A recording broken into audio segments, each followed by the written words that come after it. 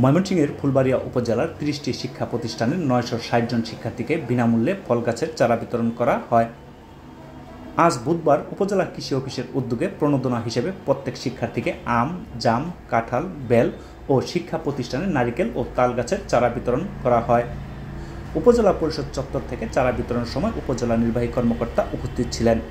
এ সময় কৃষি কর্মকর্তা নূর মোহাম্মদ বলেন, কৃষি প্রণোদনা কর্মসূচির আওতায় ফুলবাড়িয়া উপজেলায় এই ২৪-২৫ অর্থ বছরে আমাদের শিক্ষার্থীদের মাঝে ৯৬০ জন বিভিন্ন প্রতিষ্ঠানের শিক্ষার্থীদের মাঝে আমরা প্রত্যেক শিক্ষার্থীকে চার প্রকারের বিভিন্ন ফলের চারা আমরা এবার শুভ উদ্বোধন করলাম। আজকে আমাদের উপজেলা নির্বাহী অফিসার মহোদয়, মাধ্যমিক শিক্ষা অফিসার মহোদয় এবং অন্যান্য কর্মচারী কর্মকর্তাবৃন্দ উপস্থিত ছিলেন, সাংবাদিকবৃন্দরা উপস্থিত ছিলেন।